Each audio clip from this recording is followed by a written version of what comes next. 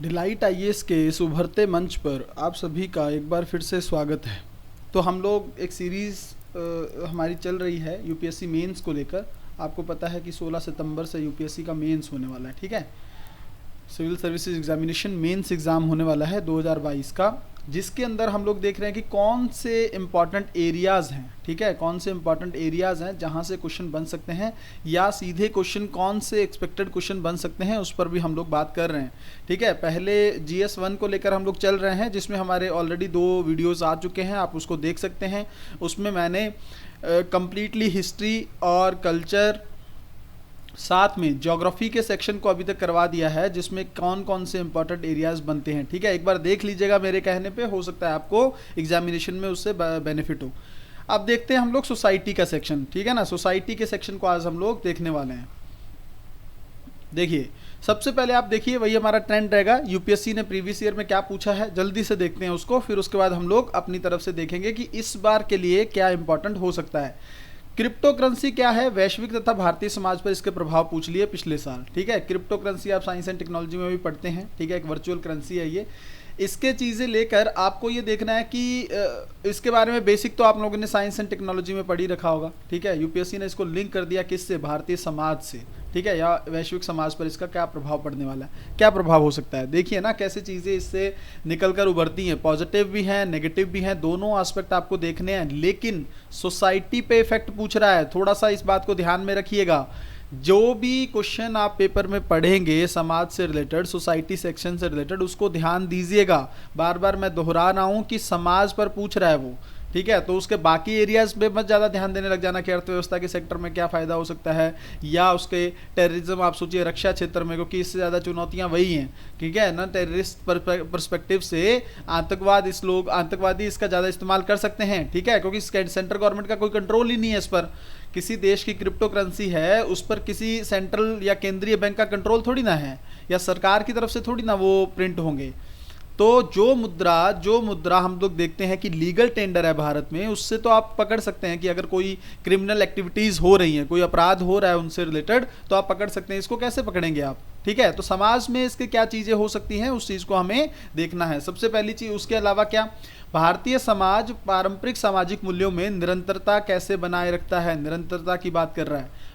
एक एक सेक्शन को तोड़ लिया करें आप, ठीक है। ये देखिए, पारंपरिक सामाजिक मूल्य, फिर निरंतरता, फिर इसमें होने वाले परिवर्तन, 3 चीज़ें एक ही क्वेश्चन में पूछी हैं। तो किस पे फोकस है, भारत के जो पारंपरिक सामाजिक मूल्य है ना, उन पर ज़्यादा फोकस है, ठीक है ना, उन चीज़ों को लेकर है। उसके बाद क्या है, बहुसांस्कृतिक भारतीय समाज को समझने में जाति की प्रासंगिकता। देखिए, जातिवाद जो है ना भारत में, कास्ट सिस्टम जो है, ठीक है, कास्ट सिस्टम, ये बहुत इंपॉर्टेंट है सोसाइटी के पर्सपेक्टिव से। हम लोग देखने वाले हैं, सीक्वेंस में देखेंगे कि आपको सबसे पहले क्या पढ़ना है लास्ट के दिनों में, ठीक है। तो यहाँ पर एक देखिए कि क्वेश्चन पूछा गया है, फिर कोविड-19 महामारी ने भारत में वर्ग समानता, ये देखिए बड़ी चिंता की बात है, भारत में इसको बढ़ा दिया है।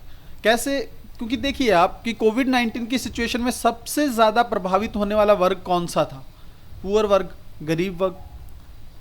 क्यों, कितने एरियाज में देखेंगे रोजगार छिन गया, ठीक है, लॉकडाउन लगा तो रोजगार बंद हो गया, रोजगार बंद हो गया तो जिन्होंने ऋण ले रखा था छोटा मोटा, उससे वो आप सोचो उसको चुका नहीं पाए, तो गरीबी के एक जाल में फंस गए, ठीक है ना। एक ऋण लिया था उसको चुका नहीं पाए, और उसके बाद में दूसरा जो है आपका उसी ऋण को चुकाने के लिए एक और ऋण ले लिया।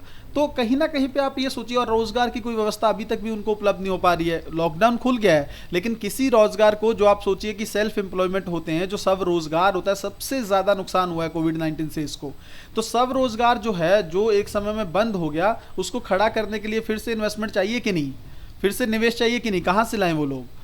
सरकार प्रयास कर रही है, लेकिन उतने बेहतरी के काम अभी नहीं किए गए हैं कि सरकार हर सेक्टर को कवर भी नहीं कर सकती है ना। सरकार की अपनी सीमितता है, सरकार की अपनी लिमिटेशंस हैं, सरकार के पास लिमिटेड रिसोर्सेज हैं, उसको लेकर सरकार को काम करना है, ठीक है। तो क्या देखेंगे कि वर्ग असमानता जो है, या असमानता, इसको कितना ज़्यादा अगति दे दी है। देखिए असमानता आएगा यहाँ पर, वर्ग असमानता को, गरीबी को कितनी ज़्यादा गति दी है कोविड-19 ने, ठीक है। ये क्वेश्चन पिछले साल यूपीएससी ने पूछा है। आगे देखते हैं जल्दी से, क्षेत्रवाद, हम लोग पहले भी बात कर चुके हैं, शायद किसी पेपर में, किसी वीडियो में हम लोगों ने बात की थी कि देखिए भारत में क्षेत्रीय राजनीति अब बहुत तेज़ी से उभर रही है, ठीक है। दोनों चीज़ें अलग अलग हैं, बट इसको लिंक करके देखते हैं आप। क्षेत्रीय राजनीति उभर रही है, मतलब आम आदमी पार्टी के अरविंद केजरीवाल सीएम है, ठीक है। बंगाल में आप देखेंगे ममता बनर्जी की पार्टी है। राष्ट्रीय पार्टियों से इनका जुड़ाव उस तरह का नहीं है। आप सोचिए पहले क्या था, कांग्रेस और बीजेपी, ये राष्ट्रीय लगभग मेन पार्टियां यही हैं, मेन स्ट्रीम पार्टियां। इनमें से अगर बीजेपी और कांग्रेस की पार्टियों से अलग स्टेट गवर्नमेंट सरकार बन रही तो इसका मतलब क्या है कि क्षेत्रीय जो पार्टियां हैं वो अच्छा कर रही हैं, और यही ट्रेंड आपको दिखने कहां मिलता है, दक्षिण भारत में, ठीक है। तो अगर ऐसी सिचुएशन बन रही है, अब आप सोचिए जब ये क्षेत्रीय राजनीतिक पार्टियां जीतेंगी या इनको वहां पर राज्य के चुनावों में अच्छा प्रदर्शन करना है, तो इनकी क्या कोशिश रहेगी, इनकी कोशिश रहेगी कि क्षेत्रीय मांगों को उठाया जाए। जैसे मान लीजिए किसी भी, जैसे आपको पता है नदी जल विवाद भारत में एक बहुत इंपॉर्टेंट मुद्दा है, ठीक है। तो जितने भी आप सोचिए कावेरी डेटा को लेकर या फिर कृष्णा गोदावरी को लेकर, जितनी भी नदियों को लेकर विवाद है ना, तो ये जो क्षेत्रीय पार्टियां हैं ये बार बार इन चीज़ों को उठाती हैं ताकि इनको चुनाव में फायदा हो सके, ठीक है। अब आप सोचिए जब नदी जल विवाद को लेकर हर स्टेट अपना सोचेगा, हर राज्य सिर्फ अपने बारे में सोचेगा, तो एक मुझे खुद सोचकर बताइए कि भारत का जो कॉन्सेप्ट है, ठीक है, देश का जो कॉन्सेप्ट है, ये कमजोर होगा कि नहीं होगा, ठीक है। अगर स्टेट पर आप ज़्यादा फोकस देंगे, स्टेट पर फोकस देना गलत नहीं है, मैंने पहले भी रिपीट किया था कि क्षेत्रीय मांगे उठाना गलत नहीं है, लेकिन क्षेत्रीय मांगों को देश या बिल्कुल आप सोचिए भारत पर ऊपर उससे ऊपर कर देना, देश की मांगों पे या राष्ट्रीय मांगों के ऊपर इनको प्राथमिकता देना, वो गलत चीज़ है, ठीक है। इस चीज़ को इसी रूप में आप लोग यूपीएससी में लिखेंगे भी।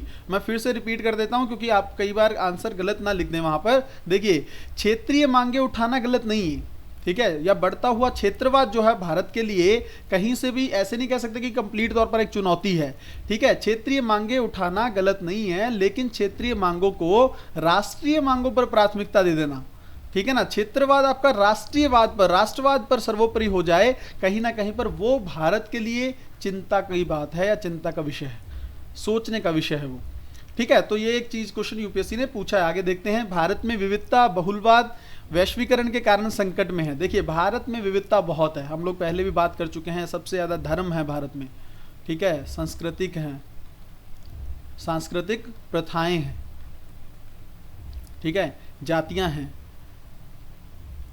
कितनी सारी जातियां हैं, भाषाएं हैं, हर 11 मील पे लगभग बोला जाता है कि भाषा चेंज हो जाती है भारत में। इतना सब कुछ है, इतने सारे धर्म हैं, इतनी समुदाय हैं, इतनी प्रथाएं हैं, ठीक है, इतनी जातियां हैं, इतनी भाषाएं हैं। ये क्या है, भारत में विविधता ही तो है। या बहुलवाद है कि हम लोग सब मिलकर रहते हैं, सभी धर्म के लोग एक साथ मिलकर रहते हैं। ये भारत की एक खूबसूरती है, याद रखिएगा आपको, ठीक है ना। भारत एक बहुत ही सुंदर गुलदस्ते के रूप में प्रस्तुत करता है जिसमें डिफरेंट तरह के फूल हैं, ठीक है। एक फूल गुलाब का है, एक गेंदे का है, अलग अलग तरह के फूल हैं। क्या ये डिफरेंट तरह की जो कम्युनिटीज हैं, अलग अलग जो धर्म है, ये एक गुलदस्ते में, आप खुद सोच के बताइए, किसी जगह पर एक गुलदस्ते में सिर्फ एक ही तरह के फूल रखे हों वो ज़्यादा अच्छा लगेगा, या डिफरेंट अलग अलग तरह के फूल रखे हों वो ज़्यादा अच्छा लगेगा। तो यही है भारत का बहुलवाद। वैश्वीकरण के कारण संकट में कैसे है, ठीक है। मैं एक्चुअली क्या है कि हम लोग डिटेल में जाएंगे तो फिर बहुत ज़्यादा समय लग जाएगा, हमें जल्दी से टॉपिक्स देखने हैं, ठीक है। पढ़ने के लिए हम लोगों को अभी मुझे लगता है समय जा चुका है, अभी आपको जल्दी से रिवाइज करना है इन टॉपिक्स को। जल्दी से टॉपिक्स पर आते हैं। रीति रिवाज और परंपराओं द्वारा तर्क को दबाने से प्रगति विरोध उत्पन्न हुआ है, ठीक है। फिर से भारत की रीति रिवाज और परंपराएं आ गई। इससे पहले भी सामाजिक परंपराएं पर क्वेश्चन देख चुके हैं हम लोग।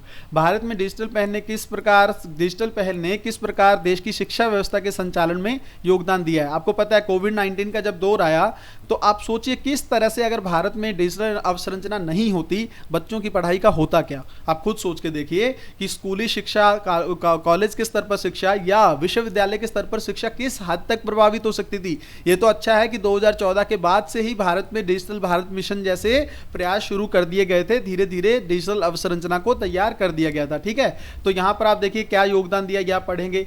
क्या बात है भारतीय समाज को अपनी संस्कृति को जीवित, ठीक है। अब मुझे लगता है ये बताने की जरूरत है ही नहीं कि भारत की संस्कृति है क्या, ठीक है। पर ये चीज आप इसको वैश्वीकरण से जरूर जोड़ के देखिए। इस पर ना वैश्वीकरण की वजह से क्वेश्चन भी पूछ चुका है वो, आगे भी संकट में। देखिए ये जो चीज है, वैश्वीकरण की वजह से भारत की जो संस्कृति है ना वो प्रभावित होती जा रही है, ठीक है। चिंता का विषय तो है ये। आप सोचिए ना, सबका खान पान उन लोगों का हम अपना रहे हैं, उनकी वेशभूषा हम अपना रहे हैं, उनके आप सोचिए उतना म्यूज़िक जो है, वेस्टर्न म्यूज़िक अब भारत में उतना लोकप्रिय हो रहा है, वेस्टर्न जो फूड है, ठीक है ना, पश्चिम का जो खाद्य है भारत में किस तरह से अपनाया जा रहा है, तो भारत की संस्कृति कैसे बचेगी, भारत का खान पान कैसे बचेगा, भारत की वेशभूषा कैसे बचेगी। हमारी वेशभूषा ने या भारत की परंपराओं ने विश्व को एक समय पर गाइड किया है, वैश्विक स्तर पर अपनी एक अलग पहचान बनाई है। जब इतना कुछ है हमारी संस्कृति में, तो हम अपनी संस्कृति को दबाकर पूरी तरह से पश्चिमीकरण को क्यों अपना लें? क्यों हमारी संस्कृति के ऐसे मूल्य जिनको हम लोगों ने विरासत के रूप में संभाल के रखा है, हम उसको क्यों दबा लें? इसको सोचने का प्रयास करिएगा। ये चीज़ें कई बार व्यक्तिगत स्तर पर भी आपको सोचने को मजबूर कर देंगी। ठीक है, आगे देखते हैं निर्धनता उन्मूलन का टॉपिक। ठीक है, पॉवर्टी को लेकर आप सोचिए यूपीएससी क्वेश्चन पूछ रही है, विभिन्न कार्यक्रमों, कितने सारे मनरेगा और ये सब चीज़ें चल रही हैं, उसके बावजूद अभी भी विद्यमान। और ये कहीं ना कहीं पे मैं बोलना चाहूँगा, थोड़े से मेरे शब्द कठोर हो सकते हैं, शर्मनाक बात है हमारे लिए। 75 वर्ष हो चुके हैं भारत को आज़ाद हुए, अभी भी हम गरीबी से मुक्त नहीं हुए। या आप सोचिए कि पॉवर्टी अभी भी हमारे पीछे चल रही है, हमारे साथ चल रही है। इसको थोड़ा हमें सोचना चाहिए। धर्मनिरपेक्षता की भारतीय संकल्पना धर्मनिरपेक्षतावाद के पाश्चात्य मॉडल से कैसे भिन्न है? बहुत ही ज्यादा इंपॉर्टेंट टॉपिक है यूपीएससी मेंस के लिए हर बार। ठीक है ना, सबसे ज्यादा इंपॉर्टेंट टॉपिक मानता हूं मैं इसको। क्यों? क्योंकि आप ये सोचिए कि सेकुलरिज्म जो है भारत में, सेकुलरिज्म जो है ये, इस पर कहीं ना कहीं पे आप देखेंगे कुछ हद तक चुनौती भी उत्पन्न होती है। क्यों? क्योंकि आप सोचिए कि भारत का जो संविधान है, भारतीय जो संविधान है, वो किसकी बात करता है? इसकी धर्मनिरपेक्षता की। जब भारत आज़ाद हुआ ना, तो पाकिस्तान ने अपने आप को मुस्लिम देश के रूप में स्थापित किया, लेकिन भारत ने अपने आप को क्या बोला? धर्मनिरपेक्ष। ये एक ऐसा मूल्य है जिससे हमारे जिन्होंने संविधान निर्माताओं ने इस चीज़ पर बहुत ज़्यादा बल दिया था, इसीलिए इतने सारे अनुच्छेद बनाए गए संविधान में। ठीक है, आर्टिकल 25 से लेकर 30 तक क्या है? ये धर्मनिरपेक्षता को बचाने के लिए तो अनुच्छेद है ना। तो इन धर्मनिरपेक्षता के लिए क्या ये, अभी कई बार इस पर प्रश्न नहीं उत्पन्न होने लगता? कई बार जब हम देखते हैं, अभी हाल ही में आप देखेंगे कि किस तरह से उदयपुर में घटनाएं हुई, हिंसक घटनाएं हुई। ठीक है, किस तरह से धर्म को लेकर कई बार चीज़ें थोड़ी सी अग्रेसिव हो जाती हैं, चाहे वो कोई भी धर्म क्यों ना हो। तो ऐसी चीज़ें जो भारत में एक ऐसा मॉडल है, लेकिन क्वेश्चन क्या है, ये यहाँ पे देख लीजिए, मैंने आपको उसका मीनिंग बता दिया। भारतीय संकल्पना कैसे भिन्न है पाश्चात्य मॉडल से? ये 3-4 बार रिपीट हुआ है क्वेश्चन। क्या है इसमें? देखिए, जो पाश्चात्य मॉडल है ना, उसमें धर्म और जो आप सोचिए सरकार है, राज्य और धर्म है। देखिए जल्दी से देख लेते हैं, राज्य और जो धर्म है, ये सबसे मूलभूत डिफरेंस मैं आपको बता रहा हूँ। राज्य और जो धर्म है वो पूर्णतः अलग है। ठीक है, राज्य अपना काम करेगा, धर्म अपना काम करेगा, ना ये इसमें इंटरफेयर करेगा, ना ये इसमें इंटरफेयर करेगा। लेकिन भारत में क्या है? भारत में क्या है? भारत में ये है कि धर्म अपनी तरफ से काम कर सकता है, लेकिन अगर धर्म अपनी सीमा रेखा क्रॉस करता है या महिलाओं को लेकर किसी तरह की चिंता उत्पन्न करता है, तो एक सीमा के बाद जो जो भी हम लोगों ने लिमिटेशन संविधान में लगा रखी हैं, अगर उन संविधान की सीमाओं का उल्लंघन करता है धर्म, तब फिर राज्य इंटरफेयर करेगा। ठीक है, बहुत अच्छी अवधारणा है, महात्मा गांधी भी इसके पक्ष में थे। तो आप ये सोचिए कि वहां पर क्या है, राज्य अपनी तरफ से कार्य करेगा, धर्म अपनी तरफ से करेगा, लेकिन भारत में ये पूर्णतः अलग हो ही नहीं सकते हैं, ये पॉसिबल ही नहीं है, इतने सारे धर्म है भारत में। ठीक है, भारत में महिलाओं के आंदोलन में निचले सामाजिक स्तर की महिलाओं को मुद्दों को संबोधित नहीं किया। आप सोचिए, जब पूरा दौर देखेंगे ना आप, 1828 से लेके जो ये सामाजिक ब्रह्म समाज और ये सब चीजें चली, इसमें सबसे ज्यादा फिर जो आगे चल के स्त्रियों को लेकर, महिलाओं को लेकर आंदोलन खड़े किए गए, उनमें आप देखेंगे कि ज्यादातर जो महिलाएं थी, ज्यादातर जो नेतृत्व कर रही थी महिलाएं, ज्यादातर नेतृत्व जो कर रही थी महिलाएं, वो उच्च वर्ग की थी। ठीक है, ज्यादातर जो महिलाएं नेतृत्व कर रही थी उच्च वर्ग की थी। अब उच्च वर्ग की महिलाएं हैं, कोशिश तो उनकी भी रही कि हम लोग हर सेक्शन को उठा सकें, हर महिला के अधिकारों की बात कर सकें, लेकिन उतना नहीं उठाया गया जितना मतलब ऊंचे जो वर्ग की महिलाओं को लेकर जो समस्याएं थी उन पर बात हुई। निचले वर्ग की जो महिलाएं थी, ठीक है ना, जो गरीब महिलाएं थी या पिछड़ी जो मतलब जातियों में जो महिलाएं थी, उनकी आवाज़ को बुलंद नहीं किया गया, उनके अधिकारों की बात आज तक भी नहीं की गई। आज भी हम लोग देखते हैं किस तरह से भारत में उनको लेकर भेदभाव किया जाता है। ठीक है, सांप्रदायिकता पूछ लिया, या तो शक्ति संघर्ष के कारण बढ़ती है या अपेक्षित वंचन के कारण। देखिए ये बड़ा इंपॉर्टेंट टॉपिक है। ठीक है, कम्युनिज्म क्या है ये? ठीक है, सांप्रदायिकता को आप ये समझिए ना, यही चीज है धर्मनिरपेक्षता को लेके, अपने सिर्फ धर्म को प्रायोरिटी देना। जल्दी से देखेंगे इसका मीनिंग, सिर्फ अपने धर्म को प्रायोरिटी देना। देखिए आपका कोई भी धर्म है, मान लीजिए आप हिंदू हैं, सिख हैं, ईसाई हैं, मुस्लिम हैं, कोई भी हैं। ठीक है, मान लीजिए हम किसी एक धर्म को ले लेते हैं, ये ए धर्म है। ठीक है, ए धर्म अगर अपने व्यक्तिगत स्तर पर ये कोशिश करे, प्रचार करे अपने धर्म का, तो इससे किसी को कोई आपत्ति होगी क्या? व्यक्तिगत प्रचार करे तो कोई आपत्ति होगी? कोई आपत्ति नहीं होगी, संविधान खुद इसकी आज़ादी देता है। बट अगर ये धर्म सिर्फ अपने ही धर्म को प्राथमिकता दे, अपने ही धर्म को प्राथमिकता दे और दूसरे धर्मों को नीचा दिखाए, ठीक है, दूसरे धर्मों को बिल्कुल सम्मान ही ना दे, आप मान के चलिए कि मेरा ही धर्म सब कुछ है, हालांकि मेरी चीज़ जो है ना, मेरा वो तो हर चीज़ के लिए, हर डायरेक्शन में वो गलत है आपके लिए, लेकिन यहाँ आप देखिए कि दूसरे धर्मों का सम्मान ना करे, उनको नीचा दिखाए, तो ये क्या है? यही चीज़ है आपकी सांप्रदायिकता, अपने ही धर्म को प्रायोरिटी देना, बाकी धर्मों को नज़रअंदाज करना, ठीक है।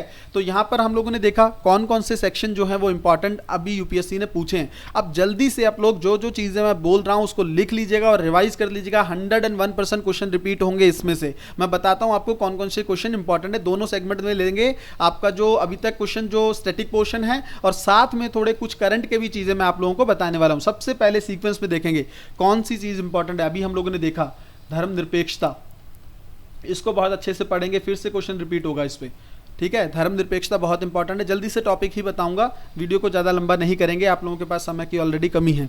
दूसरा कौन सा इंपॉर्टेंट टॉपिक है? जातिवाद, कास्ट सिस्टम जो है ना, इससे 4 से 5 क्वेश्चन पूछ लिए गए अभी तक यूपीएससी में, ठीक है। कास्ट सिस्टम को लेकर देखिए, इसको लेकर ना महात्मा गांधी और अंबेडकर के अलग अलग मत थे, ठीक है ना। क्या बोलते थे महात्मा गांधी? महात्मा गांधी कहते थे कि ये जो वर्ण व्यवस्था है ना भारत में, ठीक है, या जो जाति की व्यवस्था है, ये ठीक है, ठीक है। जिस तरह से आपको पता है कि ब्राह्मण है, क्षत्रिय है, वैश्य है, शूद्र है, महात्मा गांधी कहते थे कि कर्म के आधार पर इनका विभाजन जो है ना वो सही है, ठीक है ना। कर्म के आधार पर इनका विभाजन सही है, क्योंकि इसको अगर हम लोग हटाने की कोशिश करेंगे तो समाज में अस्थिरता पैदा होगी, ठीक है। ये महात्मा गांधी का मत था, अस्थिरता, इंस्टेबिलिटी पैदा हो जाएगी। लेकिन अंबेडकर क्या बोलते थे कि ये तो सिस्टम ही बेकार है, ये कंप्लीट सिस्टम ही है, जब तक इस सिस्टम को आप खत्म नहीं करेंगे तब तक उनके साथ भेदभाव कभी खत्म ही नहीं हो सकता है एससी और एसटी कम्युनिटी से, ठीक है ना। जो दलित प्रजातियां हैं उनके साथ भेदभाव हुआ है कई हजार सालों तक, हम लोग जानते हैं, इसीलिए संविधान में प्रावधान किए गए इनको लेकर। तो वो अंबेडकर का मानना ये था, डॉक्टर भीमराव अंबेडकर का, कि दलित जो हैं, आप ये सिस्टम जो है ना इसको खत्म कर दीजिए। अगर ये सिस्टम खत्म हो गया तो ये चीज़ अपने आप खत्म हो जाएगी, पर महात्मा गांधी इसके पक्ष में नहीं थे, ठीक है। तो आप सोचिए कि इतने हजार सालों से ये बना रहा, फिर आज़ादी को भी 75 वर्ष हो गए, अभी भी ये मौजूद है, तो क्यों ना यूपीएससी इस पर सवाल बार बार पूछे, ठीक है। क्यों ना इसको लेकर बार बार इंपॉर्टेंट टॉपिक क्यों ना बनेगा ये, ठीक है। तो जल्दी से तीसरा टॉपिक देखते हैं क्या इंपॉर्टेंट हो सकता है। संप्रदायवाद, जो अभी हम लोगों ने बात की ना, कम्युनिज्म की सीक्वेंस में ही पढ़ेंगे आप लोग, बहुत इंपॉर्टेंट बनता है इस बार क्वेश्चन। बहुत सारी चीज़ें हुई हैं उदयपुर में भी, दक्षिण भारत में भी, आपको पता है बहुत सारा इसमें बढ़ावा देखने को मिल रहा है, फिर से क्वेश्चन रिपीट होगा। जल्दी से चौथा क्वेश्चन देखेंगे कौन सा इंपॉर्टेंट बन सकता है। महिला सशक्तिकरण, हर बार क्वेश्चन है इसमें से, ठीक है। इसमें आप सब कुछ आ जाता है आपका, ठीक है ना। ऐसा ना हो कि आप सिर्फ इसी चीज़ को, ये एक होलिस्टिक टॉपिक है, इसके अंदर कई चीज़ें आ जाएंगी। जैसे महिलाओं को लेकर चुनौतियां क्या हैं, अभी भी समाज में उनको समानता नहीं मिल पाई है, बहुत सारी चुनौतियां महिलाएं सामना करती हैं, उसको लेकर क्या है। आर्थिक सशक्तिकरण एक इम्पोर्टेंट पॉइंट है, ठीक है, इसकी कमी है, ये हो जाए तो बहुत सारी चीज़ें तो अपने आप सुधर जाएँ, ठीक है। आर्थिक सशक्तिकरण एक मुद्दा हो सकता है, महिला समानता को लेकर एक मुद्दा हो सकता है, ठीक है। ये सारे होलिस्टिक टॉपिक इसके अंदर आ जाएंगे। करंट अफेयर में भी देखेंगे कुछ चीज़ें, महिला आरक्षण को, विधेयक को लेकर भी बात हो सकती है, लेकिन ये टॉपिक आप नहीं छोड़ेंगे, इसमें से क्वेश्चन 100% आएगा ही आएगा, मान के चलिए आप इसको। ये टॉपिक एक आपका बनता है, पहला धर्मनिरपेक्षता, दूसरा जातिवाद, तीसरा संप्रदायवाद, चौथा महिला सशक्तिकरण। आगे देख लेते हैं जल्दी से। पांचवा इंपॉर्टेंट टॉपिक कौन सा बनता है, ठीक है, क्षेत्रवाद, रीजनलिज्म। देखिए यूपीएससी में क्वेश्चन रिपीट होते हैं, आप करंट को जितना मर्जी पढ़ लीजिए, यूपीएससी यही क्वेश्चन बार बार पूछ रहा है, ठीक है। करंट अफेयर के एग्जांपल्स आप लोग जरूर देंगे, ये मत सोचिएगा कि पूरी तरह से करंट ही पूछेगा, वो करंट अफेयर के एग्जांपल्स आप लोग कोट करेंगे, लेकिन यही टॉपिक इंपॉर्टेंट बन रहे हैं। 6 टॉपिक कौन सा है? भारतीय सामाजिक और सांस्कृतिक परंपराएं, भारतीय सामाजिक एवं सांस्कृतिक परंपराएं। ये देख लीजिएगा कौन कौन सी परंपराएं भारत में इंपॉर्टेंट है, बार बार इन पर क्वेश्चन रिपीट हुआ है, ठीक है। ये एक टॉपिक बहुत इंपॉर्टेंट है, आएगा ये, ठीक है। ये सब धर्म, संस्कृति, ये क्या है, भारत की परंपराएं हैं, बहुत सारी चीजें आप निकाल सकते हैं इसमें से। 7वां टॉपिक क्या बन सकता है? असमानता, ठीक है, इनइक्वालिटी एक टॉपिक बन सकता है, बहुत बड़े स्तर पर अभी भी भारत में असमानता मौजूद है। 8वां टॉपिक क्या बन सकता है, जल्दी से देखेंगे। 8वां टॉपिक है निर्धनता, पॉवर्टी, ठीक है, इसमें से क्वेश्चन आया भी है, आने की पूरी संभावना भी है। उसके अलावा क्वेश्चन कहाँ पर बनता है, इसको अलग से रूप में भी देख लेंगे और इसके साथ भी जोड़कर देख लेंगे। भारतीय सांस्कृतिक और सामाजिक और सांस्कृतिक परंपराओं के साथ में भी अलग से भी। ये है भारतीय विविधता, ठीक है, भारतीय विविधता को लेकर क्वेश्चन पूछा गया है और पूछा जा भी सकता है। ठीक है, इसको थोड़ा सा पढ़ लेंगे। 10वां एक इंपॉर्टेंट टॉपिक आपका यहाँ पर बनता है वैश्वीकरण का प्रभाव। ठीक है, भारतीय समाज पर, अंतर्राष्ट्रीय पर। आप सोचिए, इसको बहुत अच्छे से पढ़ के जाइएगा। यूपीएससी हर बार इसको किसी ना किसी टॉपिक से लिंक करके पूछता है। वैश्वीकरण, ग्लोबलाइजेशन, बहुत सारा इफेक्ट है, मैंने आप लोगों को पहले भी बता दिया है। ठीक है, उसके अलावा कौन से टॉपिक हैं जो बन सकते हैं, आप देखिए करंट अफेयर को लेके थोड़ा सा देख लीजिएगा। 3-4 टॉपिक मुझे लगता है ज़्यादा इंपॉर्टेंट हैं। एक तो महिला आरक्षण विधेयक को लेकर क्वेश्चन बन सकता है। ठीक है, महिला आरक्षण विधेयक, इसका कहीं ना कहीं पे जिक्र जरूर करिएगा आंसर में। किसी भी आंसर में महिलाओं को लेके आंसर हो, इसको जिक्र करिएगा। ठीक है, लोकसभा में अभी इसको प्रस्तुत किया गया है, तो अभी वर्तमान सरकार भी ज़्यादा प्रयास नहीं कर रही है इसको पारित करने के लिए, तो चिंता का विषय है एक बार। दूसरा टॉपिक क्या बन सकता है, महिलाओं के विवाह की आयु। ठीक है, विवाह की आयु, ये इंपॉर्टेंट टॉपिक बन सकता है। आपको पता है, इसको लेकर भी कानून में, मतलब संसद में कानून प्रस्तुत किया गया है, इस पर बात चल रही है। ये इसके अंदर क्या है, देखिए, पुरुषों की आयु कितनी है विवाह की, 21 वर्ष। ठीक है, महिला की कितनी है, 18 वर्ष। ये अपने आप में भेदभाव को दर्शाता है ना। क्या दिक्कत है, साइंस भी बोलती है, विज्ञान भी बोलता है कि ऐसा कोई इशू नहीं है कि महिला की उम्र 18 साल ही होनी चाहिए, दोनों 21 साल में शादी कर सकते हैं, कोई दिक्कत नहीं है।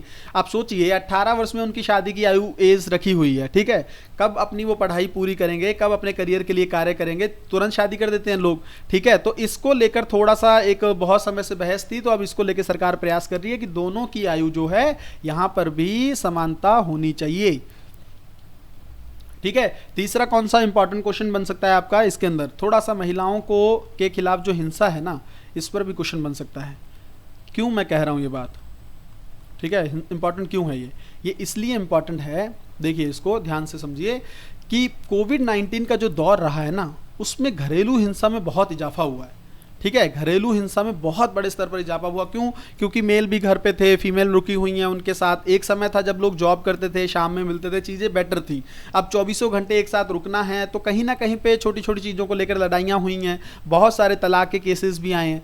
तो ये जो चीज़ें हुई हैं कोविड-19 को लेकर, तो इसलिए महिलाओं के खिलाफ जो हिंसा है ना, उसमें इजाफा हुआ है समाज में। और ये स्थिति जो है ना, किसी भी एक देश के लिए ना, इससे शर्मनाक कुछ नहीं है। अगर आज भी उनमें हिंसा की स्थिति है, आज भी वो लोग आपराधिक मानसिकता को रखते हैं, महिलाओं पर अत्याचार करते हैं, हाथ उठाते हैं, बहुत सारी चीज़ें हैं, उनको मारा पीटा जाता है, तो ये इससे शर्मनाक कुछ नहीं है किसी देश के लिए। मुझे लगता है ये पुरुष समुदाय जो है ना, पुरुष समुदाय है ना, उसके लिए भी ये शर्म की बात है। ठीक है, पुरुष समुदाय के लिए शर्म की बात है ये। तो ये जो है इसमें हो सकता है, इसमें एक टॉपिक आप और जोड़कर देख लेंगे थोड़ा सा जल्दी से, वैवाहिक बलात्कार, मैरिटल रेप। ठीक है, ये आज़ादी नहीं मिल जाती आपको कि अगर आपने शादी कर ली। अभी हालांकि सुप्रीम कोर्ट जो है इसको लेकर अभी इसके फेवर में नहीं है कि इसको बलात्कार घोषित किया जाए। ठीक है, क्योंकि कहीं ना कहीं पे उनको लगता है कि बहुत सारे जुडिशरी में केस आने लगेंगे फिर। ठीक है ना, क्योंकि हर महिला को कहीं ना कहीं पे समस्या हो सकती है, और ये भी शर्मनाक चीज़ है। ठीक है, आपने शादी कर ली है, इसका मतलब ये नहीं है कि आपका पूर्ण तौर पर महिला पर अधिकार हो गया, आप कभी भी चाहे उसको किस तरह से उसका शारीरिक शोषण कर सकते हैं, ये बिल्कुल भी सही नहीं है। ठीक है, तो ये 3 पॉइंट इसमें से करंट अफेयर में हम लोगों ने देखे। जल्दी से 2-3 पॉइंट और देख लेते हैं। जैसे ट्रांसजेंडर कम्युनिटी को लेकर क्वेश्चन बन सकता है। ठीक है, ट्रांसजेंडर कम्युनिटी जो है, इसको लेकर क्वेश्चन बन सकता है, तो इनके अधिकारों को लेकर बात हो सकती है। ठीक है, ट्रांसजेंडर कम्युनिटी को लेकर, अधिकारों को लेकर बात हो सकती है। ठीक है, तो इसको लेकर थोड़ी तैयारी कर लीजिएगा। एक जल्दी से और को बन सकता है, वृद्ध जनसंख्या जो है ना भारत में, इसमें इजाफा हो रहा है। तो वृद्ध जनसंख्या में तो इजाफा हो रहा है, लेकिन वृद्ध आश्रम भी बढ़ रहे हैं। ये भी कितनी एक शर्मनाक बात हो सकती है हमारे लिए कि हमारे माता पिता जो हमें पालते हैं, मतलब छोटे टाइम पे हम कितनी भी गलतियां करें, किसी भी तरह के करें, तो हमारे साथ वो जुड़े रहते हैं, लेकिन जब वो वृद्ध होते हैं तो हम उनको छोड़ देते हैं। ठीक है, तो ये वृद्ध जनसंख्या में इजाफा हो रहा है भारत में। ठीक है, और इनके अधिकारों पर बात करना बहुत ज़रूरी है। बच्चे माता पिता को अलग कर देते हैं, अलग रहने लगते हैं, तो कहीं ना कहीं पे उनके अधिकारों का भी तो हनन हो रहा है ना। तो एक और इम्पॉर्टेंट टॉपिक आप देख लेंगे, छोटा सा टॉपिक है लेकिन इस पर क्वेश्चन पूछ सकता है, लर्निंग पॉवर्टी। ठीक है, लर्निंग पॉवर्टी को लेकर क्वेश्चन पूछा जा सकता है। क्या है ये? ठीक है, इसकी गरीबी है हमारे देश में, सीख नहीं रहे हैं हम। ठीक है, रट्टाफिकेशन हमारे देश में चलता है, चाहे वो स्कूली स्तर पर शिक्षा हो या आप विद्यालय स्तर पर भी देख लेंगे। जो आपका कॉलेज के स्तर पर। तो ये रट्टाफिकेशन जो है ना किसी भी देश के लिए अच्छी बात नहीं है। अंडरस्टैंडिंग, कॉन्सेप्ट की अंडरस्टैंडिंग होनी बहुत ज़रूरी है, कॉन्सेप्ट बिल्ड होना बहुत ज़रूरी है, आधारभूत समझ होनी चाहिए आपको किसी भी टॉपिक को लेकर। तो ये हम लोगों ने चीज़ें देख ली यहाँ पर, ठीक है। कौन कौन से टॉपिक इंपॉर्टेंट होते हैं, मुझे लगता है मैंने 15 से 20 टॉपिक आपको बता दिए हैं। इसको अगर रिवाइज कर लेंगे, सोसाइटी सेक्शन कोई नहीं बताएगा आपको यूट्यूब पे, ठीक है ना। इसको रिवाइज कर लेंगे, सीधे क्वेश्चन बन जाएंगे, कुछ की जरूरत नहीं है कुछ इधर उधर भागने की। इतना पढ़ लो, अच्छे से आंसर को हैंडल कर लोगे, हर तरह के क्वेश्चन को आप लोग वहां पर हैंडल कर पाओगे। पीडीएफ के लिए आप लोग टेलीग्राम ज्वाइन कर सकते हैं, बहुत बार मैंने बोला है, ठीक है। और मेंस के छात्रों को मैं यही बोलूंगा कि अब इसके बाद जो है हमारा पेपर 2 की आने वाली है वीडियोस, बहुत जल्द मैं वो भी पब्लिश कर दूंगा। तो पेपर 2 जो है आपका फिर वहां से कवर हो जाएगा, और पेपर 3 पेपर 4 भी हम लोग देखेंगे। जल्दी से मैं कोशिश कर रहा हूं कि 20-20, 25-25 मिनट में ना आपको एक आइडिया मिल जाए कि कौन से टॉपिक जो हैं वो लास्ट में इंपॉर्टेंट हो सकते हैं, और आप उसको अच्छे से पढ़ लीजिए, ठीक है। तो मिलते हैं जल्दी से अगली वीडियो में, तब तक अपना ध्यान रखिए, बहुत ही ज़्यादा बेहतरी से अपनी तैयारी को आगे बढ़ाते रहिए। बहुत बहुत धन्यवाद।